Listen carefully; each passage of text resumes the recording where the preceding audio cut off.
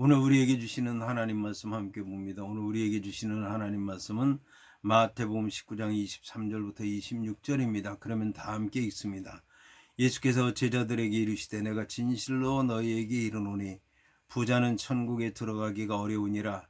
다시 너희에게 말하노니 낙타가 바늘귀로 들어가는 것이 부자가 하나님의 나라에 들어가는 것보다 쉬우니라 하시니 제자들이 듣고 몹시 놀라 이르되 그렇다면 누가 구원을 얻을 수 있으리이까. 예수께서 그들을 보시며 이르시되 사람으로는 할 수 없으나 하나님으로서는 다 하실 수 있느니라. 아멘. 오늘 말씀의 제목은 부자와 천국입니다. 그러면 본문의 말씀을 통해 함께 은혜 나누도록 하겠습니다. 이 본문의 말씀을 보면 예수께서 제자들에게 이르시되 내가 진실로 너희에게 이르노니 부자는 천국에 들어가기가 어려우니라고 말씀하고 있습니다. 본문의 부자는 천국에 들어가기가 어려우니라고 하는 말씀은 그리스도께서 재물과 탐욕이 얼마나 하나님 나라에 들어가는 것에 큰 장애물이 되는가 하는 것을 경고하신 말씀입니다. 그런데 분명한 것은 부자나 가난한 자나 하나님보다 재물을 더 의지하는 자는 영생의 복을 받지 못한다는 사실입니다. 그러므로 가난한 사람이라고 해서 영생에 들어가고 부자라고 해서 영생을 얻지 못한다고 하는 것은 잘못된 생각입니다. 그러나 실제로 부자들일 경우에 재물이 많기 때문에 재물을 의존하는 정도가 지나칠 가능성이 크다는 것입니다. 하지만 부자들에게도 영생의 길이 완전히 막혀 있는 것은 아닙니다. 본문에 나온 어렵다라고 하는 뜻을 지닌 디스콜로스라고 하는 말은 어려움, 방해, 반대와 같은 뜻을 지닌 디스라고 하는 단어와 음식이라고 하는 뜻을 지닌 콜론이라고 하는 단어가 합쳐진 단어로서 소화되기 어려운 나쁜 음식을 먹었다는 뜻입니다. 따라서 어렵다고 하는 것은 불가능하다라고 하는 의미가 아니라 힘들게나마 부자도 천국에 들어갈 수 있다는 말입니다. 부자는 보통 사람들이 겪지 않아도 될 재물이라고 하는 장애가 있기 때문에 천국에 들어가기 쉽지 않다는 말입니다.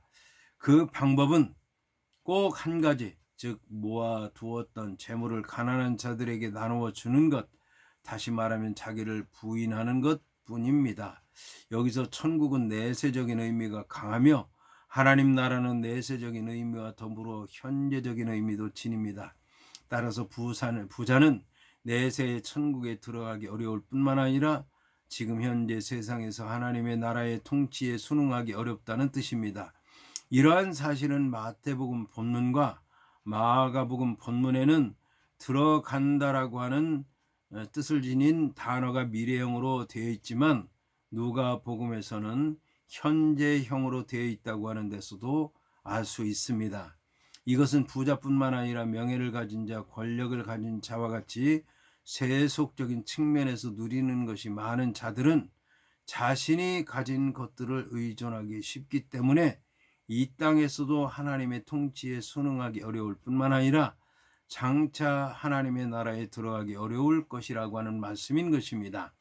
이어서 본문은 다시 너희에게 말하노니 낙타가 바늘귀로 들어가는 것이 부자가 하나님의 나라에 들어가는 것보다 쉬우니라고 하셨다 말씀하고 있습니다. 랑게에 의하면 육중한 몸무게의 낙타가 부자를 상징하고 있고 눈으로 볼 수 있는 가장 작은 통로인 바늘 구멍이 하늘나라로 가는 영적인 통로를 상징하고 있다고 말하고 있습니다. 이와 비슷한 격언으로 바벨론 탈무드를 보게 되면 낙타 대신 코끼리가 사용되었는데 그 이유는 바벨론에서는 코끼리가 흔하고 가장 큰 동물로 여겨졌기 때문입니다. 이와 비슷하게 이슬람교의 코란 경에는 낙타가 바늘귀로 지나갈 때까지 천국문은 악인에게 닫혀 있다라고 가르치고 있습니다. 아마도 이 이슬람교의 코란 경은 복음서의 말씀을 빌려서 쓴 것 같습니다. 이처럼 구원으로 인도하는 문은 좁은 문인데 더구나 교만과 자기 만족으로 살찌운 사람이 들어가기에는 더욱더 좁은 것입니다. 여기서 쉬운이라에 해당하는 유코포테론이라고 하는 말은 비교급이기 때문에 더 쉬운이라고 번역하는 것이 좋습니다. 이것은 낙타가 바늘기로 들어가는 것과 부자가 천국에 들어가는 것을 비교해 볼 때에 전자가 더 쉽다는 뜻입니다. 이러한 비교는 부자가 천국에 들어가는 것이 불가능하다는 뜻이라기보다는 매우 어렵다고 하는 사실을 강조한 것입니다. 이어서 본문은 제자들이 듣고 몹시 놀라 이르되 그렇다면 누가 구원을 얻을 수 있으리까 라고 말씀하고 있습니다. 유대의 지혜 사상에 의하면 재물과 부는 하나님의 복이요 가난과 빈곤은 하나님의 저주를 탑니다. 그 실제적인 예로 부자였던 욥이 고난을 당하게 되자 사람들은 욥이 하나님께로부터 벌과 저주를 받았다고 믿었던 것입니다. 따라서 유대인들에게 있어서 가난이라고 하는 것은 불편함 이전에 부끄러움과 멸시의 대상이었습니다. 그러므로 예수의 부자에 대한 경고와 재물 포기와 가난으로의 권유는 제자들에게 있어서 전혀 새로운 생각이 아니었습니다. 그래서 제자들은 부자 청년을 보다 못한 자신들 역시 구원받지 못한 상태에 이르게 될 것이라고 하는 생각 때문에 아연실색하였던 것입니다. 여기서 본문에 몹시 놀랐다라고 하는 말은 마치 뒤통수를 얻어맞은 것처럼 어안이 벙벙했다고 하는 뜻으로 제자들이 지금까지의 생각을 완전히 무너뜨릴 정도의 충격을 받았다는 말입니다. 이처럼 천국과 천국의 진리는 기습적이고도 충격적으로 각 사람의 마음을 파고드는 것입니다. 이에 제자들은 그렇다면 누가 구원을 얻을 수 있으리까라고 질문을 하면서 심각한 회의에 빠져들었습니다. 여기서 구원을 얻는다라고 하는 말에 해당하는 소조라고 하는 단어는 구원한다, 구출한다, 보존한다라는 뜻을 지녔습니다. 이것은 종말론적인 의미에서 구원을 의미하며 영생을 얻는 것과 하나님 나라에 들어가는 것과 같은 뜻으로 사용되고 있습니다. 그러나 예수님의 말씀을 들은 제자들이 놀라는 것은 더더욱 놀라운 것입니다.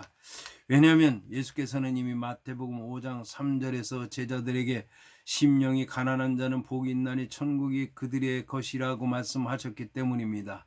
예수님의 제자들은 예수님께로부터 말씀을 들었음에도 불구하고 믿지 못하고 깨닫지 못하고 고백하지 못했기 때문에 두려워하고 있는 것입니다. 그런데 예수님의 제자들의 질문은 만일 천국에 들어가는 것이 부자에게 예수께서 비유로 말씀하신 것 같이 불가능할 것 같으면 그 이외의 사람들은 부자가 아닌 사람들은 더더욱 어렵지 않겠느냐는 식의 놀람과 불만 섞인 물음이었던 것입니다. 유대인의 생각에 따르면 모든 부귀는 하나님의 복으로 간주되었을 뿐만 아니라 세상 모든 사람들은 그러한 부귀를 쌓으려는 노력과 욕망을 어느 정도 가지고 있기 때문에 천국에 들어가지 못하는 것은 모든 사람들에게 적용되는 법으로 간주될 수밖에 없었던 것입니다. 이어서 본문은 예수께서 그들을 보시며 이르시되 사람으로는 할 수 없으나 하나님으로서는 다 할 수 있느니라고 말씀하고 있습니다. 본문에 예수께서 그들을 보았다라고 하는 말씀에서 보다라고 하는 뜻을 지닌 헬라어 엠블랩사스는 접두사 엔과 보다라고 하는 뜻을 지닌 블레포가 합쳐진 단어로서 주의를 기울여 관찰한다, 분별한다라고 하는 뜻과 더불어 마음으로 응시한다, 골똘히 생각한다고 하는 뜻을 지니고 있습니다. 이것은 사려 깊은 눈빛으로 상대방을 자세히 보는 것을 의미합니다.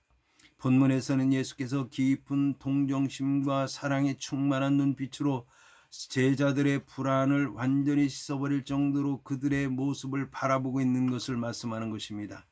여기서 구원에 대한 염려로 떨고 있는 제자들의 마음속을 깊이 들여다보시는 구원자요 참된 선생이신 예수의 모습을 잘 볼 수가 있습니다.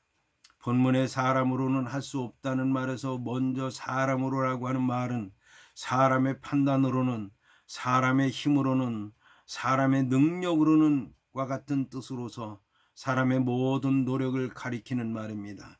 따라서 본문은 사람의 행함, 다시 말하면 도덕적인 선행과 자유의지와 이 모든 것으로는 구원이 절대로 불가능하다고 하는 것을 말씀하는 것입니다. 이것은 약대의 비유의 참된 의미를 그대로 드러내는 말입니다. 본문에서는 두 가지 대비 구조를 이루고 있습니다. 하나는 사람에 해당하는 안드로포이스이며 다른 하나는 하나님에 해당하는 데오이고 또 하나는 불가능함에 해당하는 할 수 없다는 의미를 지닌 아디나톤과 가능하다라고 하는 뜻을 지닌 디나타라고 하는 차이인데 이 두 가지가 좋은 대조를 보이고 있습니다. 사람에게는 구원할 능력이 없다는 것입니다. 구원은 철저히 하나님의 소관이라는 것입니다. 여기서 예수님께서는 사람으로는 할 수 없다고 하심으로 재물의 문제만이 아니라 권세의 문제, 지식의 문제, 명예의 문제까지도 사람의 힘으로 할 수 있는 일이 아무것도 없다고 말씀하신 것입니다. 이로써 제자들은 예수님의 말씀을 듣고 몹시 놀란 정도가 아니라 완전히 절망하게 된 것입니다. 여기서 우리는 바울의 고백에 귀를 기울여야 할 것입니다. 바울은 구원의 문제를 고민하면서 오호라 나는 곤고한 사람이로다. 이 사망의 몸에서 누가 나를 건져내려고 고백한 것입니다. 본문의 하나님으로서는 다 할 수 있느니라고 하는 말씀은 구원은 사람의 일이 아니라 전적으로 하나님의 일이라고 하는 것을 말씀하신 것입니다. 따라서 구원은 사람의 선행에 의한 것이 아니라 하나님을 향한 믿음에 의한 것이라고 하는 것을 말씀하는 것입니다. 오직 하나님만이 인간의 재물에 대한 의존력을 과시하시고 하나님 그 자신만을 절대적으로 의존하게 하시는 것입니다. 예수께서는 절망에 빠진 제자들을 격려하셔서 하나님께 대한 새로운 믿음을 갖게 하시고 하나님의 은혜에 대한 소망을 품게 하신 것입니다. 여기서 누가 구원을 얻을 수 있을까라고 하는 제자들의 부정적인 질문은 하나님은 다 할 수 있다고 하는 긍정적인 대답에 의해서 모든 사람이 다 구원받을 가능성이 있다고 하는 것을 시사하는 말로 이끌어지는 것입니다. 사람이 보기에는 구원을 받을 수 없을 정도로 큰 죄를 지은 사람도 낙타를 바늘귀에 꿰실 수 있는 하나님의 강권과 하나님의 능력에 의해 구원의 가능성이 제시되고 있는 것입니다. 이러한 하나님의 의지적인 선택으로 말미암아 심지어 구원의 문에 들어가기 거의 불가능한 부자들조차도 천국 시민이 될 수 있었던 것입니다. 모든 사람들은 하나님의 은혜와 초월적인 경륜에 따른 부르심을 믿음으로 말미암아 재물로 인한 장애 요인을 제거할 수 있었으며 순결한 영혼으로 거듭날 수 있었고 자신이 가진 소유를 하나님 나라와 하나님의 영광을 위해서 마음껏 활용할 수 있는 것입니다.